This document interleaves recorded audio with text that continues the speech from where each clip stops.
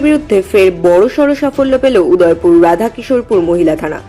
শনিবার সন্ধ্যায় এক বিশেষ অভিযানে বাগমা এলাকায় জাতীয় সড়ক থেকে বিপুল পরিমাণ বিদেশি মদ সহ একটি ইকো গাড়ি আটক করা হয়েছে। উদ্ধার হওয়া মদের বাজার মূল্য আনুমানিক 2 লক্ষ টাকা।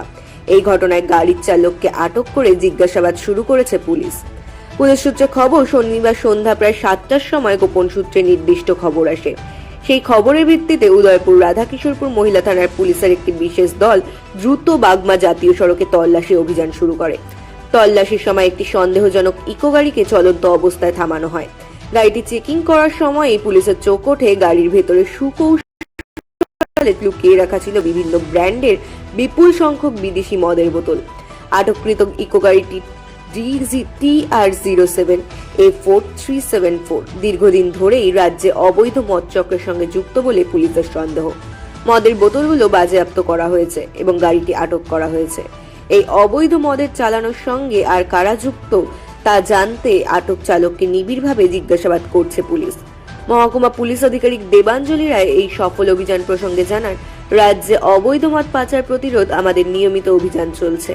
গোপন সূত্রে পাওয়া তথ্যের ভিত্তিতে আমরা আরো বেশ কয়েকটি স্থানে নজরদারি বাড়িয়েছি। এই চক্রের মূল হোতাদের খুঁজে বের করাই এখন আমাদের প্রধান লক্ষ্য। তিনি আরো বলেন, আইন শৃঙ্খলা বজায় রাখতে এবং সমাজকে নেশামুক্ত রাখতে পুলিশ সর্বদা তৎপর। পুলিশের এই সফল ও সময়োচিত পদক্ষেপে এলাকায় স্বস্তির পরিবেশ তৈরি হয়েছে।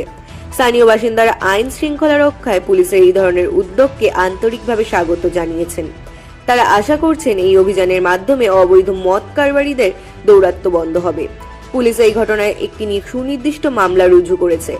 আটক চালকের কাছ থেকে পাচার চক্রের অন্যান্য সদস্যদের বিষয়ে তথ্য সংগ্রহের চেষ্টা চলছে। বাজার মূল্য এবং মদের উৎস সম্পর্কে আরো বিস্তারিত তদন্ত চলছে। ব্যুরো রিপোর্ট, রাত দিন নিউজ নেটওয়ার্ক।